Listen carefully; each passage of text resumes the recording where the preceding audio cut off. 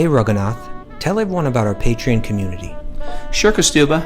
The Wisdom of the Sages Patreon community is an incredible online yoga resource. If you like the type of yoga wisdom and culture we share on the show, then our Patreon community is a great next step. This is a listener-supported podcast, and any level of sponsorship will unlock a wide range of live and archived classes, talks, and even workshops. Raghunath teaches, I teach, and we have a host of other excellent teachers on topics ranging from yoga philosophy, asana classes, storytelling, Ayurveda, kirtan, cooking, meditation, and a lot more. We even have an incredible online bhakti 12-step recovery group. So if you want to check it out, go to patreon.com/wisdom of the sages. All right, let's get it on. Om Namo Bhagavate Vasudevaya. Om Namo Bhagavate Vasudevaya. Om Namo Bhagavate Vasudevaya.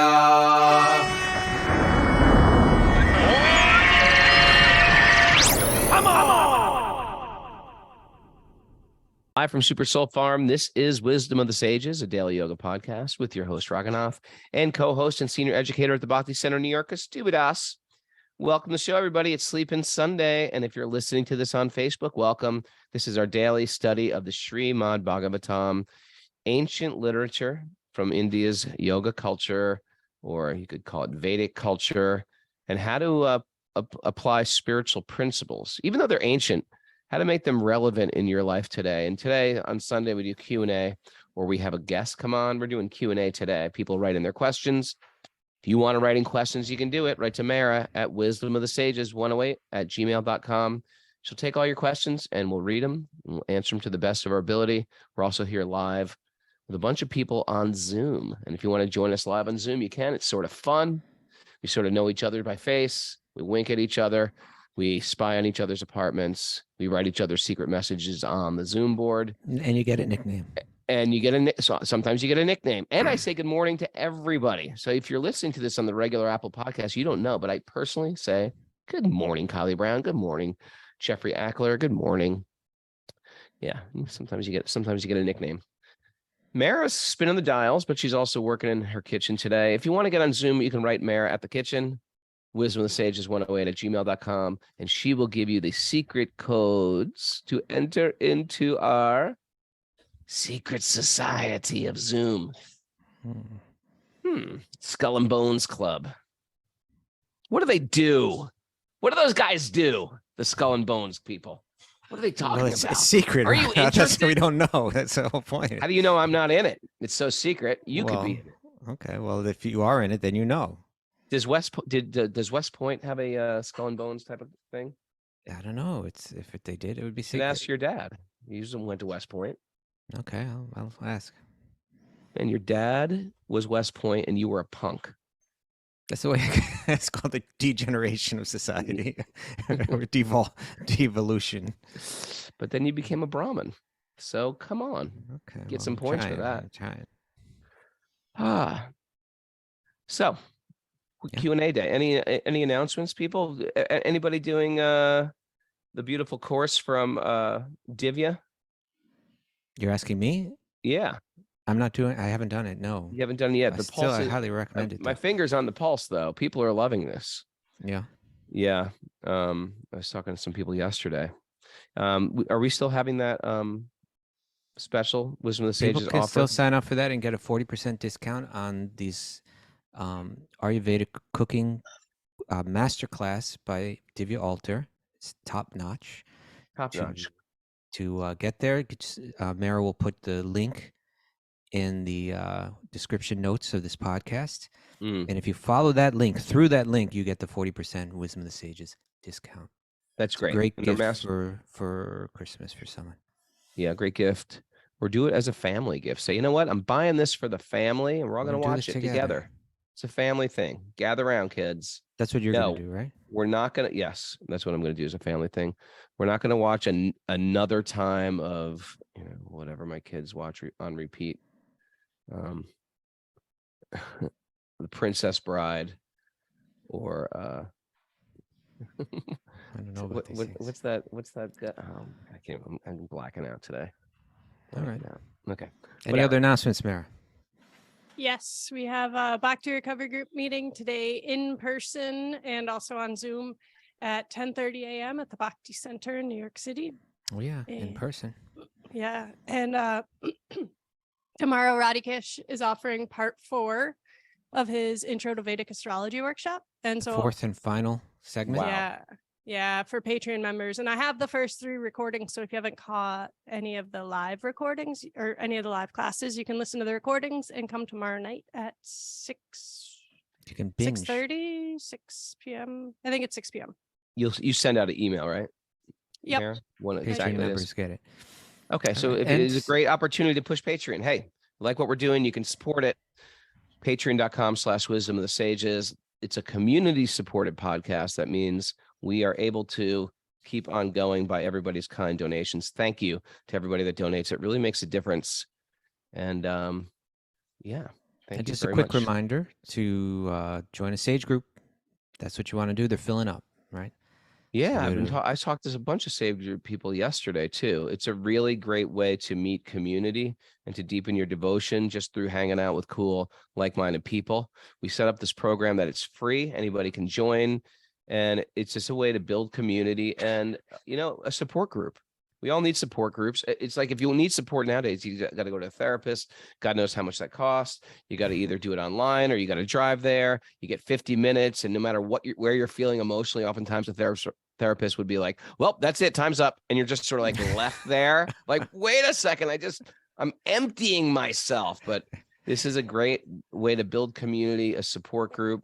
And when you're high, you lift people up. When you're low, they lift you up, and it's quite beautiful thing that's going on. And I'm really honored to have it within this community. You met some of the leaders yesterday, right? Raghunath? Met a bunch of the Sage Group Nice. leaders, from incredibly them. impressed, and they're inspired. And we also get inspired by seeing people that are inspired. That's how we get inspired, hanging out with inspired people. It lifts you when you're down, and you lift other people when you're up. They use the analogy of, like, to break a twig is easy, but to break 100 twigs is difficult. So in community, we develop strength. And it's not just about joining any community. There's a lot of degrading communities out there. We want to be part of a community that lifts us higher, helps us become the best we can be. So Sage Group, go to our website, wisdomofthesages.com. That being said, Mr. Kostuba, We got questions. let's dive into some questions. All right. Yeah, speaking of Sage groups, the first one comes from a Sage group, right? Sage Group question. Want me to read it to you? Why don't you read it? Okay.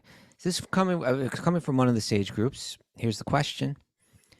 In our specific lineage of Krishna Bhakti, there is a very important figure named Sri Chaitanya Mahaprabhu. Sri Chaitanya really only left 8 written verses of instruction called the Sri Shikshastakam. This is verse 3, a very, very important verse. One should chant the holy name of the Lord in a humble state of mind, thinking oneself lower than the straw in the street. One should be more tolerant than a tree, devoid of all sense of false prestige, and should be ready to offer all respects to others. In such a state of mind, one can chant the holy name of the Lord constantly. Okay, that's the verse. This is a very important verse for anyone who wants to take their spiritual life and bhakti seriously. One must cultivate this attitude of humbleness, humility, tolerance, without desire for prestige, and the ability to offer praise to all others no matter what.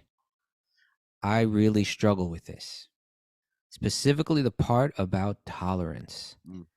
I find it really hard to tolerate the highs and lows of life, or to tolerate people who I see as offensive and annoying. Yeah, annoying people. Offensive people. I can see how this intolerance is hardening my heart and negatively affecting my bhakti. Okay, so that's, hey, that's a big realization. that's the first step, right? I got to be nicer to annoying people. Ooh, ouch. It's hardening me.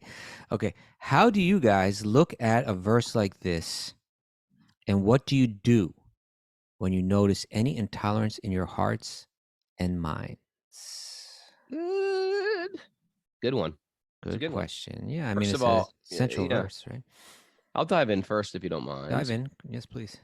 This is like we say with anything, Mara's a very, very famous chef in Columbia County. Yes. And she didn't come out of the womb a famous chef. She practices it.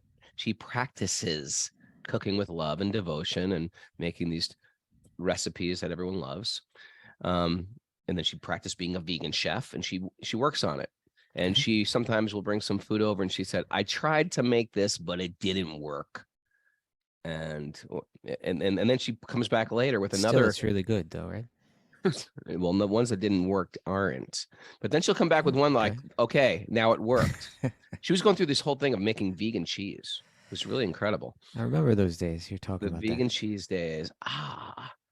But the point is, it's a lot of trial and error. And when we hear all this wisdom literature, we try it and then we fail, and we try it and then we fail, and we try it and then we fail, and we try and we get a little bit of success. That's normal when we practice anything. Our spiritual life is a practice also, and we got to expect to fall short because we are asked to jump very, very high. That's part of our spiritual life. And there's always a tension between falling short and should I just give up, or falling short and realizing there's something very higher. And that tension is actually a good thing. We shouldn't be like, well, it's all or nothing. If I can't do it right, I'm not doing it at all. We got to try. And the first part of trying is to understand. It's that self-reflection, which the question asker, does they have the question asker have a name? It was anonymous. Oh, it was a sage. We just know it came from a sage group. So yeah, well, the sage groups asked this very, valid question, but it takes a lot to even realize that. Most people don't realize that. They just feel like, yeah, people are jerks. I cut off jerks. I don't talk to jerks. The fact that we can start to realize I have to become more tolerant. I have to become more accepting. This verse is so powerful because the qualities it describes, even if there is no God, there's no such thing as a spiritual world. I know people who imbibe a lot of these qualities that are maybe not spiritualists, but just nice people. They live just such a peaceful life. They're not looking for prestige. They're seeing good in other people. They're not harboring resentment. They're not coming off like they're a know-it-all. And you know what? They live a quite extraordinary life. I have one neighbor like this. He's just like so impressive. He embodies a lot of these qualities. Now, if you bring these good qualities into bhakti, you really can accelerate quickly. And in the same way, if you bring bad qualities into bhakti, they're going to like create sort of like roadblocks. It's like driving a car with flat tires. So these were, first of all, it's important to understand if you want to be happy in this world, these are important. If you want to actually accelerate in your spiritual life, they are a must. And so how do we deal with these? We hear it on a regular basis, so we have some reflection, so we know what the villain looks like. This is the villain. It's my bad habits of finding fault, of being intolerant, of being entitled. And that way, when I act that way, a red flag will go up. It's like those, like when you swerve in the new cars, if you swerve in the other lane, it'll go beep, beep, beep, and give a little rattle of your steering wheel. We need those beep, beep, beeps in our life when we're going off of our spiritual trajectory. Anyway, that comes up. And this is a very, very important verse in bhakti because it's really not just our rituals. There's so many rituals within this Vedic culture. It's not the ritual. It's how we treat other people and how we treat ourselves. That's very, very important. It doesn't matter if you're new to this or if you've been doing this for 50 years. If you treat people in a degrading way, and if you're always looking for validation or think that you think that there's going to be some type of to fulfill the God-shaped hole in your heart, you're off track. And so this talks about personal behavior and how we think of ourselves. And we should also understand self-degradation or self-loathing is not humility. It's just the opposite. That's the flip side of arrogance. We are spiritual beings. We are worthy beings because we're part of God. Any self-loathing is not spiritual. It's not humility. Got that? Got that? Mara? Stuba? So yeah, I'm with you. Actually, I was going to share some I shared on the show before that speaks to the point that you wound up on. Is this for Maharaj Yudhisthira? No, it's just for me. Okay. Oh, some other piece of wisdom by you. Let's I'm hear just it. saying I shared it before. I didn't call it anything. You ever quote yourself? I'm doing it right now. Ready? Kostuba.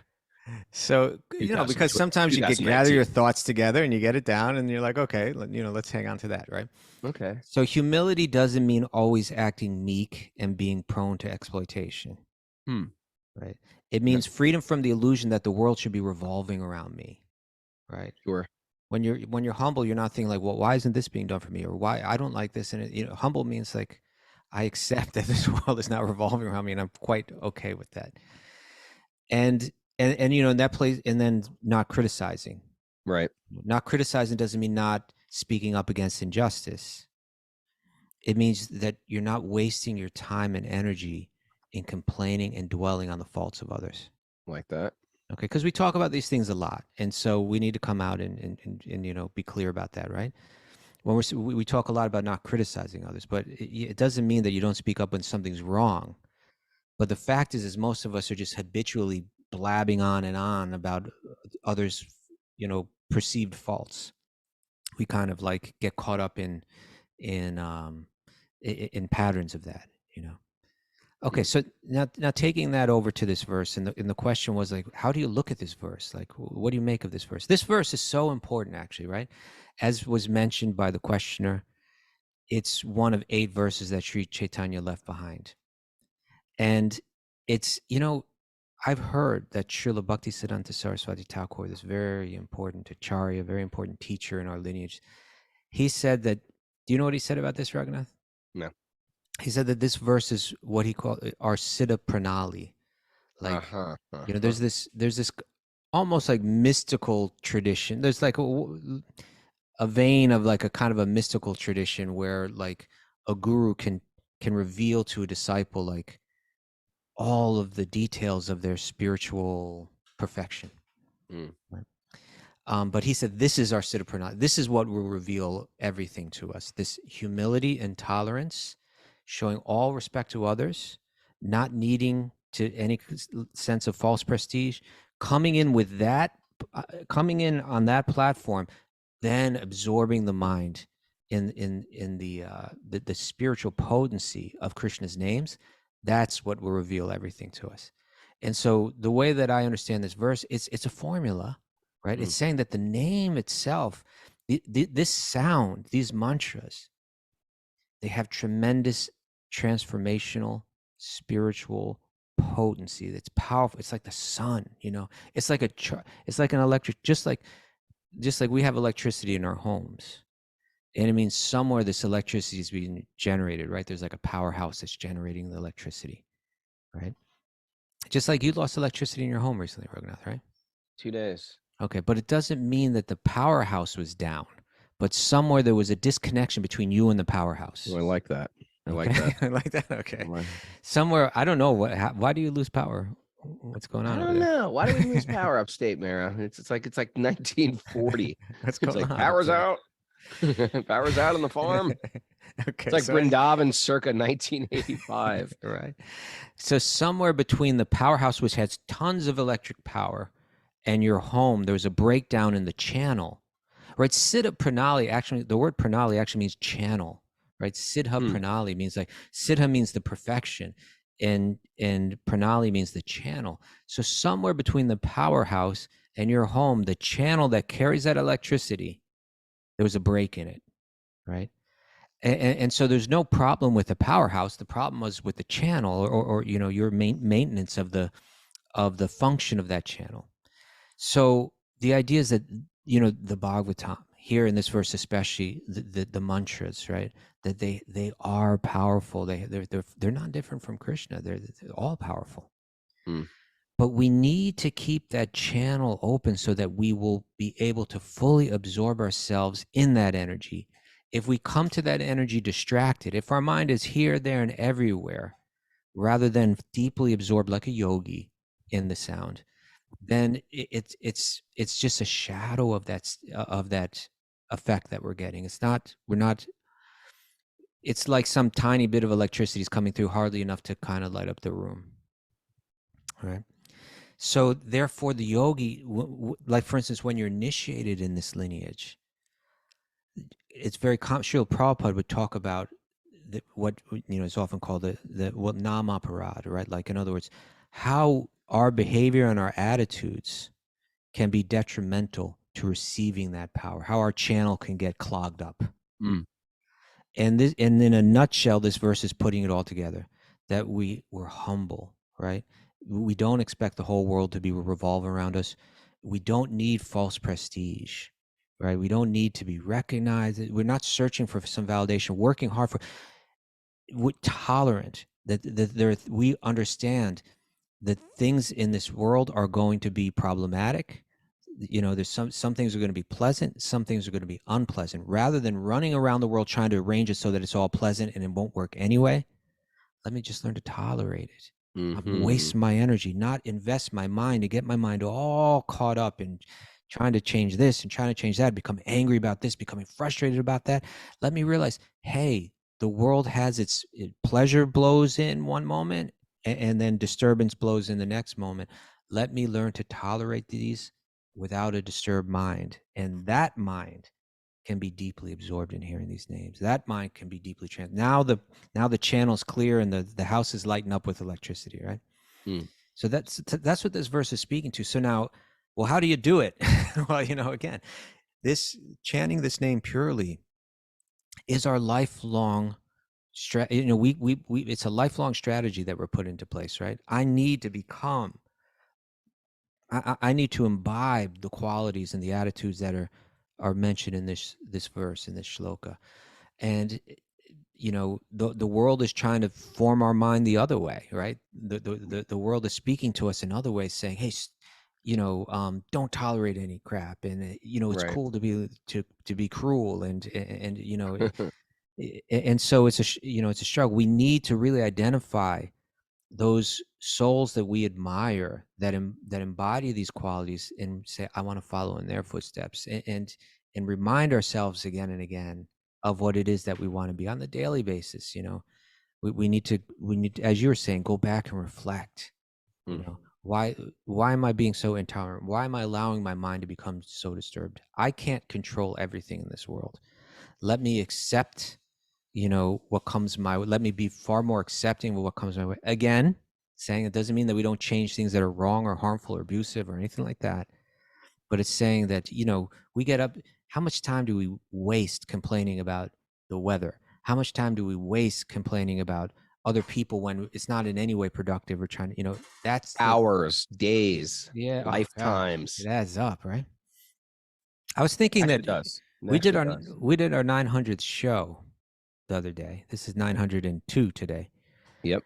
So if you add that all up, that's like, roughly that's like about like 30 something 900 days. 30 something days of. Yeah, it's nice to think about like that. It's not very much when I think about that way, right? It's not very much, right? But then you add your japa to that. The thing is, we don't have that long in life, and that's why they call this a sacrifice. We're sacrificing our time, our energy, our voice, our thoughts. Yeah.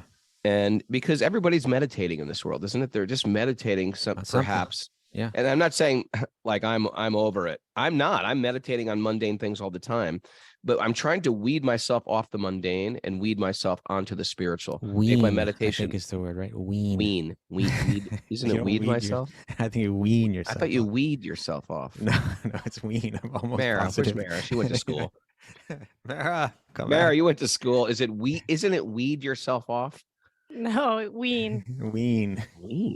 Yeah. Man. Hey, you learned something today, Raghunath. It's a good thing. Myself off. Right. Weed. I can see why you might think weed, because you pull out the weeds, right? Yeah, you pull out the weeds, right? But then you went and said you weed yourself on. Now we're really wean. Okay. All right. Okay. No, complete your thought. Wean. We were weaning ourselves off. We're trying to wean and weed ourselves onto spiritual things. There you go. Because our taste is for the mundane, and I can see in my life practically.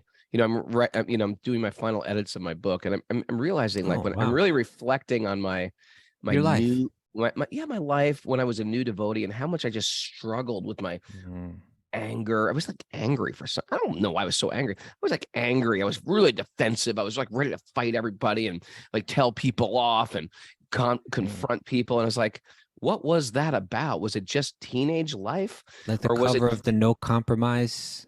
Yeah, I'm trying to tell EP. people off, and people question me or people get confrontational, and I have to wean myself off of old behaviors that weren't serving our reality. Right. And so these are part of like the reckless things I've cultivated for lifetimes. And the spiritual information that we study shines light on and says, hey, you got to throw some of these away. They're not going to work anymore. These old operating systems, they're not going to work anymore. If I can't go into my closet, find my own MacBook. remember those apples that were like blueberry, orange, like in the 90s? There's like the colorful ones. Those are cool. You can't open that thing up. It won't play any of the it's applications. Like a big clamshell anymore. kind of thing. A clamshell, blueberry, lime. Tangerine. You don't even know what they're talking about, Mara. You're so young. You don't know, do you? Clamshell, apple, books. No, you're muted now, Mara. You just muted yourself. Sorry, no, I don't remember those. Okay. Google them. Clamshell. But tangerine. I was thinking what you mentioned here on this reflection, because the question comes down to like, well, what do you do about this when you got your own intolerance in your mind and in your heart? What do you do? And you mentioned reflection, and I think that is what we do. You retrain the mind. You make new neural. This is something we should look into. Even you make new neural connections in the mind, right? You disconnect this connection in there. Even literally, this is what happens through reflection, from what I understand. You unplug this neural connection, you replug it in over here. And now you think a different way, and you see the world in a different way, and that's done through reflection, through that repetitive giving yourself the messages of truth. And one of the most powerful ways, and we talk about this a lot, but really one of the most, if you want a simple formula that's very helpful, like I'm intolerant, I'm feeling angry about this circumstance right now, my mind's become disturbed, zooming out, right? Zooming out and seeing it seems very big from one perspective, but when you look at it from, the bird's eye view, it becomes very small. And Shastra calls on us to do that a lot. And I always think of that story that Srila Prabhupada told to my guru, Tamal Krishna Goswami, where, he came into Srila Prabhupada's room. He was all upset. I'm trying to manage this temple. This person's like this person's like that. Everybody's, it was kind of like almost saying like, could you go and like tell all these people they're wrong and just to listen to me? It was kind of like that kind of thing. And rather than getting the response that he was hoping for, Prabhupada just said, I don't know if he pointed to the painting of the Srimad. I think he may have pointed to the painting of the Srimad Bhagavatam, the first canto, which shows the entire cosmology, right? And he was like saying, he was describing how there's the spiritual realm where Radha and Krishna are eternally dancing together. And then, from within the vast unlimited spiritual sky, there's an incredibly massive material realm, and Lord Vishnu lies down on in the ocean of that realm, and universes come from the pores of his skin, and in each universe he again manifests as Garbhodakshaya Vishnu. From him the lotus flower grows from his navel, and Lord Brahma, the creator of the universe, the engineer, is born from that, and he creates the bodies of unlimited living entities in this universe. And within this universe there's more planets than you can count, and then we're on this one tiny little earth planet, but even on this planet there's so many countries and so many cities, and we're just in one city, in one country, in that earth, which is just one tiny little speck in the universe, which is just one tiny little, goes right into the pore of Lord Vishnu.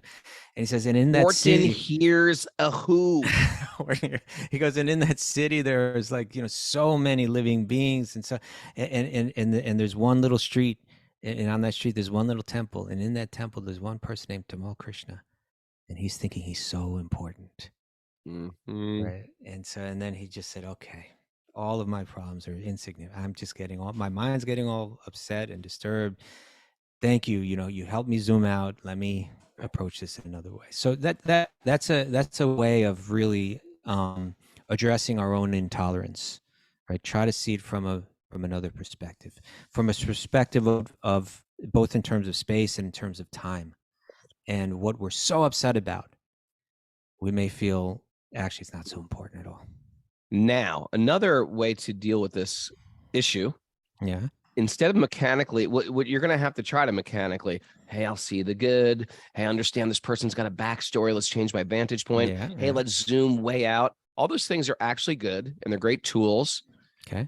But when you start deeply falling in love with Krishna, Okay. that will just That draw happens you naturally. Yeah. right. It happens naturally. You're not going to, because that taste is so sweet. When you go to resentment, when you go to anger, when you go to spite, when you go to intolerance, it's cheating you out of that sweet relationship.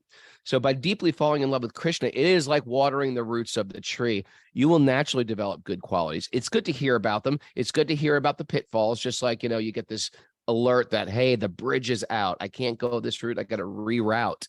It's good to understand the dangers on the path, but you got to understand the goal of the path will actually really make it, it'll magnetically draw you away from those bad habits. So we don't want to just be incredibly mindful, incredibly thoughtful, incredibly tolerant. Those are all great things, but we really want to focus on the goal as well. Falling deeply in love with our source and having that relationship ever fresh and sweet. And we're excited about it as we wake up in the morning and go to bed at night. All right. Yeah. Okay, that was a good answer, Raghunath. Thank you. You inspired me. I got another question for you. You know who this come from? Riddle, tell me. It's come from our friend Carly from Alaska. Oh, Carly. Yeah. I like Carly. Yeah, she's going to India with us, I think. Yeah, I think that's why she's asking this question. So Carly is really very nice lady. We met her in Italy, and she had just heard the podcast up there in Alaska on her own and had been listening to it for about a year. And she came and she was fully into the whole thing, right? Very cool. So this is what she has. She says, "Greetings from Alaska. First off, I want to use this opportunity to offer my deepest gratitude to you all." Thank you, Carly. People live in Alaska. Isn't it amazing, huh? They do. People living in Alaska. Alaska's far.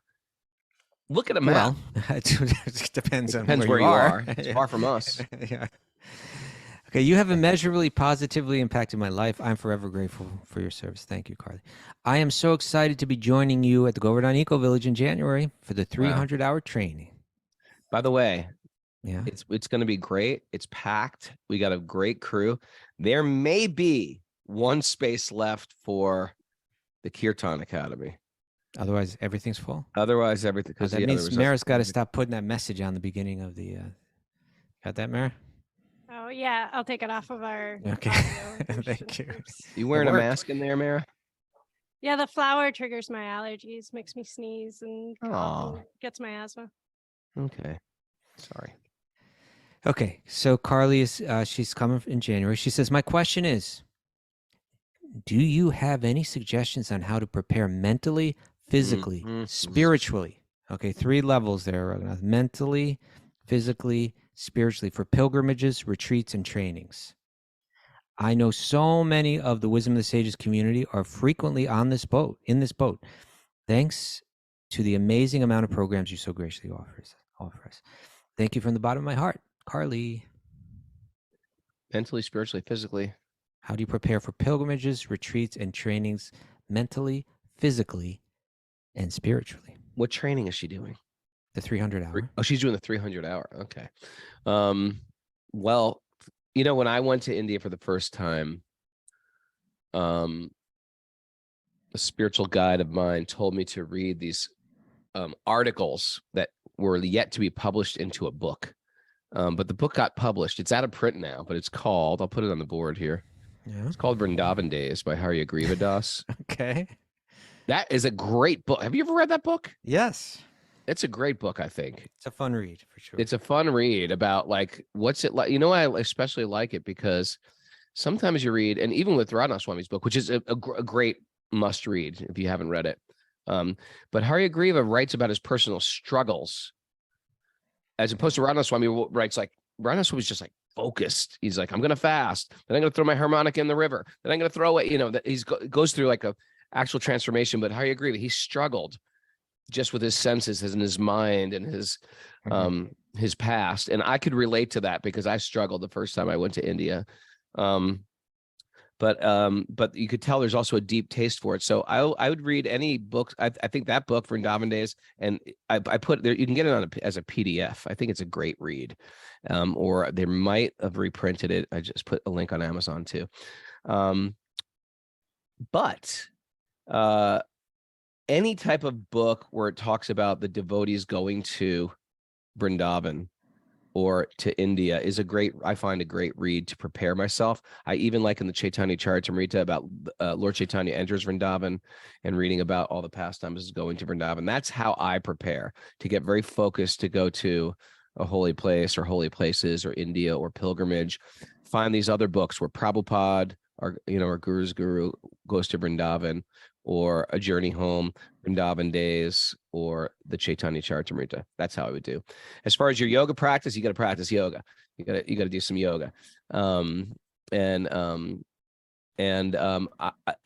newest thing I would say, which I think is an important thing, and it may sound like self-promotion, but you got to listen to if you listen to this podcast on a regular basis, it'll prepare you. And that's what I'm finding now with the pilgrimages. It's like, it's going to be my new vetting process. If you want to go on pilgrimage with me, you have to at least listen to 25 podcast episodes. Isn't that a good idea? All right. Because it trains you how to think and prepare yourself, because it's not just going to do a different place. We're asking people to change their consciousness, their thought process, their ego, check in with their ego, check in with their desires, check in with their intention. And I think we cover a lot of those things on the podcast. I think I think you do. I thought that's where you might go with this question, is like commonly at the very beginning of a retreat or pilgrimage, you kind of share your thoughts about how to focus the mind, right, spiritually. So that's what I'm saying. You set an intention, right? You said an I want to be at my best on this. But it's not just an intention. You can't just have a commitment without preparation. You know what I mean? Okay. So it's a preparation. It's just like saying, you know what? I've been screwing around with so many girls for so long. I'm going to get married. I love her. No, you have to prepare yourself for a commitment. People want to take commitments and then they can't live up to commitments because there was no preparation. So there needs to be a preparation and not just say, I'm going to transform. You need to start transforming right now and prepare yourself. And on a regular basis, hear these thoughts, hear these things. And with the intention, like I'm going to get there and I'm going to be on my A game. And then you get the most out of it. All right. Better than when I did. I just sort of went cold, sort of like, all right. And they got beat up a little. I think there's also a little something to be said when you go to any other place, but especially when you go to, go to India, where there's like an ancient culture, with its values and its rituals and its traditions. And, there's something to be said for kind of being respectful of the culture of the place that you're going. Yeah. Yeah. And not just push your culture on their culture. Or just sitting there judging everything that's going on nonstop in your mind. Kind of like they could do the same thing if they went to where you live too. It's like right. Things are different. So I think that's part of it. And then in India, it is a land of kind of extremes too. It's like you can see the most beautiful things, and there's aspects of that culture that are just so glorious and wise, and then there's also then you see a lot of harshness too. You can see a lot of brutality there as well. So you be prepared for it a little bit. On our trip, it's pretty well curated, chaperoned and curated. Yeah. Yeah. We're staying at the Eco Village, which is sort of like, it's almost like a bubble. A spiritual, it's a spiritual aquarium where we're like just but dancing around and singing, and you sort of get what you look for. And if you're looking for spirituality, it's like you found it there. You'll think you're in a type of heaven. I remember years ago, Raghunath, when you and I were with Radha before the Govardhan Eco Village was really built, there was just the land. Oh yeah.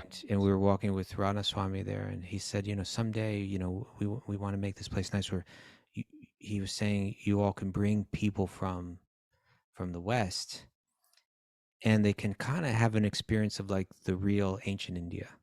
Right? And so in one sense it's a bubble, but in another sense, yeah, it's a bubble of that kind of that true spiritual atmosphere. Yeah, for with sure. the land and the cows and the temples, and people living simply and serving, and it's an ashram. Yeah. It's like a big massive ashram farm experience, educational farm experience that hosts us. I'm excited. I haven't been there since 2020, January 2020. Yep. All right, Carly, excited to take care of you there. And everybody that's coming, I'll put that out there right now. Everybody that's coming, and there's like, I think with all the groups combined, we got like 60 plus people with our team. We're super excited for that. All right. What is next? You have a question for me. Oh, it's my turn to ask you. Where'd it go? Okay. This is from Tiffany Chen. All right. Tiffany Chen. She's here live on Zoom now. Oh, great. Harry Bowl, thank you for your continued devotion to spreading bhakti with the world. Ah, thank you. I want to preface my question by saying that Krishna is my number one and bhakti is my chosen path. Okay, so it means she's very focused. Having said that, there are teachings from other schools of thought that I keep in my mental well-being toolkit. Me too. To help me with the challenges in my human experience. My question is this: can you please explain to me the 36 tattvas from Shaivism in your context of bhakti? We've talked about the Mahabhutas and the Koshas in the podcast before, but I was hoping to learn what relationship, if any, exists between the tattvas and bhakti. The deeper issues within me is the perennial dualism versus non-dualism debate. You don't need to get super deep into answering my question. Any insight you have will be much appreciated in my heart. Okay. Great question, Tiffany Chen. Tiffany Chen, and I don't know so much about Shaivism in specific, but here's my understanding. Well, let's it's interesting that Tiffany went to the dualism, non-dualism debate, because really what we're talking about here is within this ancient tradition of Vedanta, which is drawing from the four Vedas and the Upanishads and Vedanta Sutra, and then further expanding to texts like Mahabharata and Bhagavad Gita and the Puranas, including the Srimad Bhagavatam, which we study on a daily basis. Within the tradition that follows these texts, there are different ways that it's interpreted. And the most fundamental way that it's, you can, the first division, you could say, is what she mentions is the dualism versus non-dualism debate, right? That some people that follow Vedanta believe that in the end there is no dualism, in the sense that there's no you and no me. There is no such thing really as form, that all concepts of individuality and all concepts of form are illusory. They don't truly exist. And then there's the non-dual schools of, or you could say like the bhakti schools, which says, no, I am me and you are you, and that's eternal. God is God eternally. We have an eternal relationship. And the goal of the spiritual practice is to rediscover or re-enliven, relive that relationship. So those are two fundamental differences. Now even with those two branches, they're going to begin to break into so many different branches and so many different schools of thought, and with their own twist, you could say, or with their own nuances. But that being said, they commonly borrow constructs from one another, they're passing them all around, right? Because there is so much similarity between, even with this fundamental break between dualism and non-dualism, there's far more that they share it's kind of like they share almost everything until you get like to the very end, almost Right. like that, right? Like the final conception. But like for instance, I'll give you an example. Like in our tradition, which is, we could say that our particular branch is growing on a tree that goes way, way, way back, but our branch is 500 years old, right? And within that branch, right at the beginning, you have the followers of Sri Chaitanya who are composing verses that are explaining their unique presentation of bhakti as it's derived from the Vedic literature. And so like Rupa Goswami will have a verse like, in his book, the Upadeshamrita, there's a verse that says, here are the 6 things that will really be detrimental to your practice of bhakti. Atyahara parasyascha prajalpa niyama, Now, that verse you can actually find in the Hatha Yoga Pradipika, right?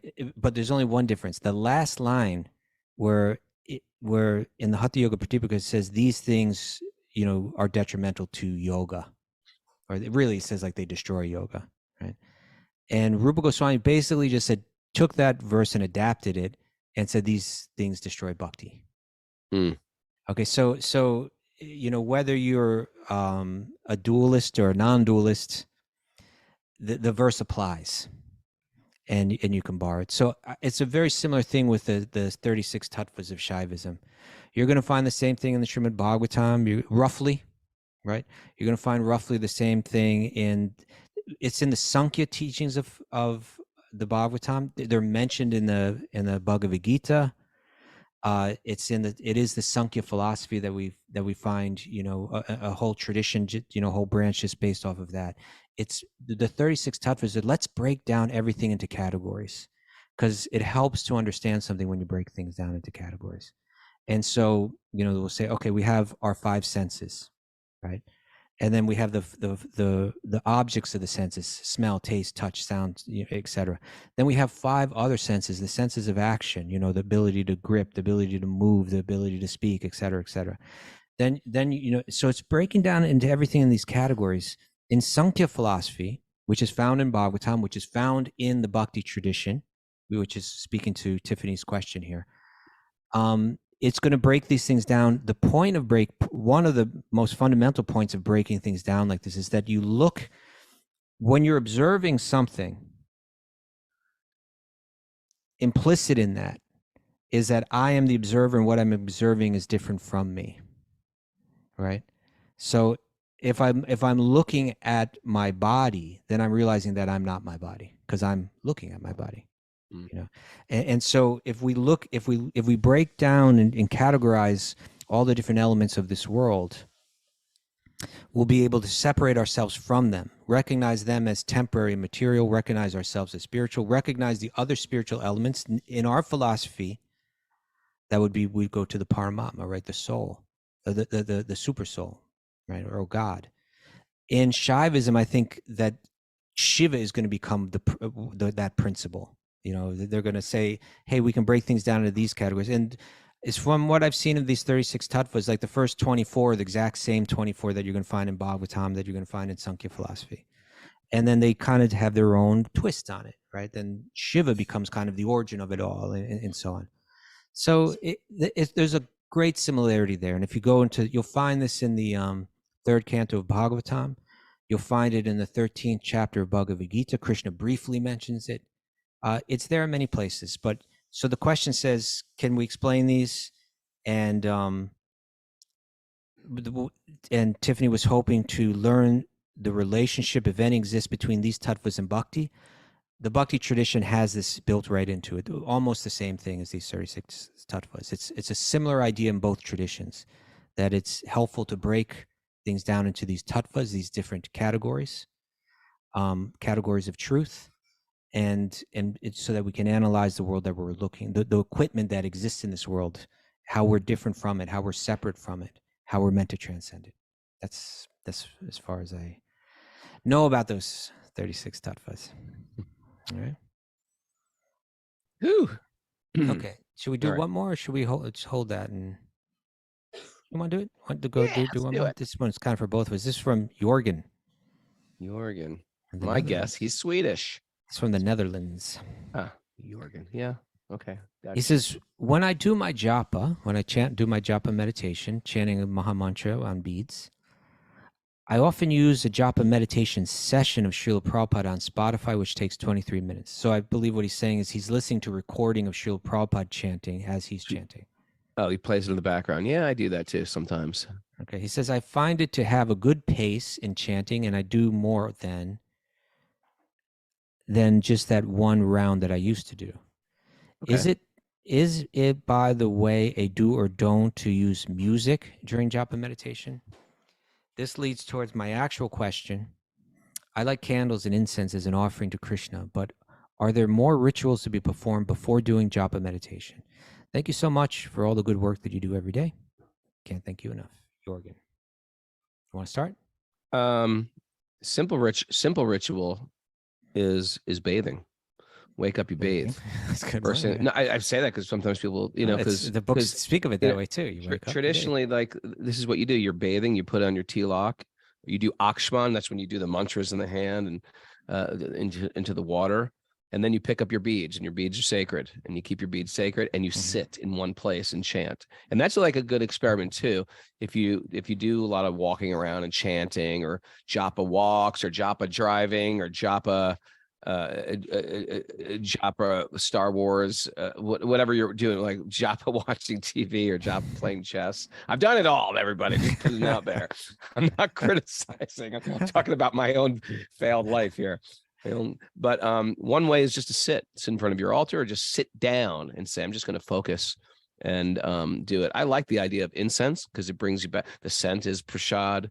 I like the idea of making your spot. And it's nice to have a sitting spot in your house if you're getting older and you need to prop up your sit bones or need to sit in a chair. That's okay too. You don't have to sit cross-legged on the floor. But it is not like, at least for one round, say, just try to sit and hear without moving and flinching and jiggling and checking your phone. Matter of fact, you just get rid of the phone, get rid of the phone during japa. That's a good practice right there. Good ritual. Yeah, I was thinking, I can understand how hearing a tape of Prabhupada chanting might have helped you kind of, as even you're saying, even kind of like get the pace right and everything. Yeah. But for myself, I don't want to hear a tape of anything. And what to speak of like music or something like that.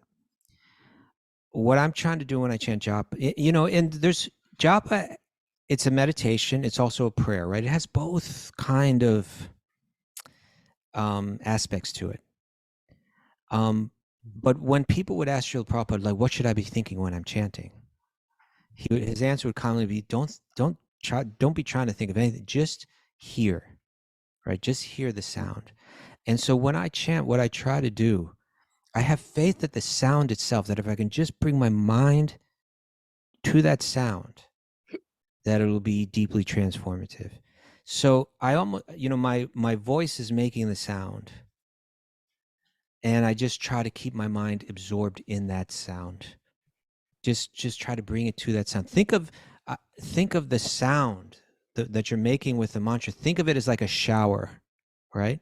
And just get in it, right? Like just get in that shower and just let it shower on top of you while you're chanting. So you're just making the sound and it's just coming down on you.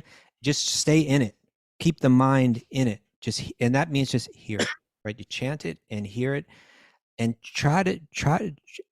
I like what you said about like try to do it for one round. It's like that's how I think we expand. Is you can do it for a short time, and then you try to, as you become more practiced at it, you do it for longer and longer times. But have the faith that if I just bring my mind to this sound, whatever prayerful mood that's supposed to rise in me will come. Approach it with humility. Approach it, but just bathe yourself in the sound. Bathe yourself in the sound. Hear the sound, and that's all we really need.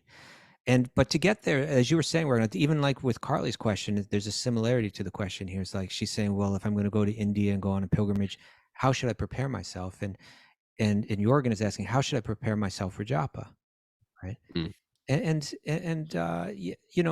setting an intention is important, or even just slowing down for a few seconds, right? Like you can do pranayama, for a few minutes before you do japa, settle the mind.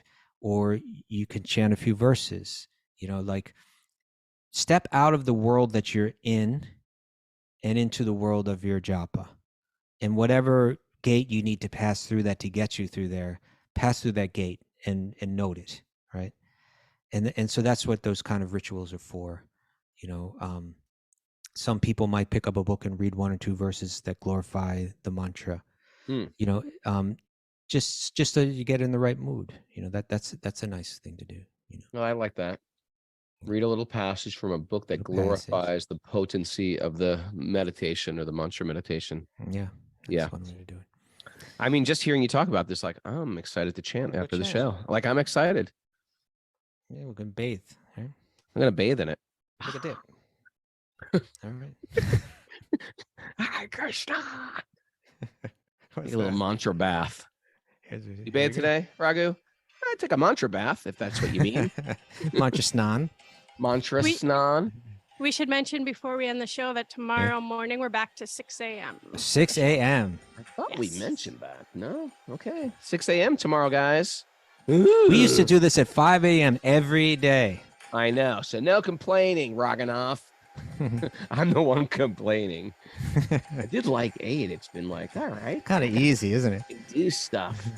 I'm still waking up early. It's just sort of like, you got to be like on. You got to be like on at 6 a.m.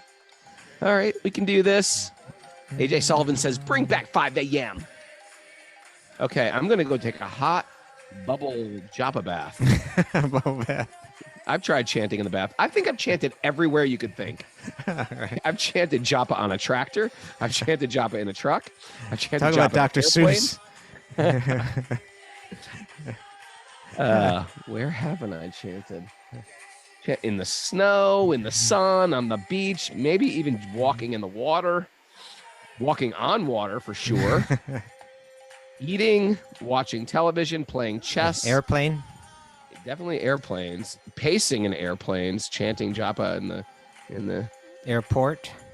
airports for sure. Done yoga in airports, chanted japa in airports, done CrossFit in airports. What else? Where else we've chanted? Jungles, forests, deserts, sitting on rocks. Nightclubs. Bicycling. I've chanted japa. I've got a little clicker and chanted. Nightclubs, definitely. All different hours. Midnight, after Movie midnight. theaters. People don't like it when you chant it during the movie, but Hey, stop do it that anyway. japa meditation. Come on, we're trying to watch. Hospitals? Hospitals, chanted in hospitals. My own hospital room. I chanted. Where else? Birth of children, chanted. In a tub, waiting for the child to be born, chanting japa. What about birth of animals? I've never witnessed the birth of an animal since I was little. Leslie Venti says, I can see Dr. Seuss book version on where Rockin' has chanted. Definitely. I will chant in the air. I will chant with long hair. I will chant without cares. I will chant with a bear. I will chant with a sheep. I'll chant when I I'm will visually chant in my impaired. sleep. Oh. Where else? I've chanted laying down. I've chanted sitting up. I've chanted standing.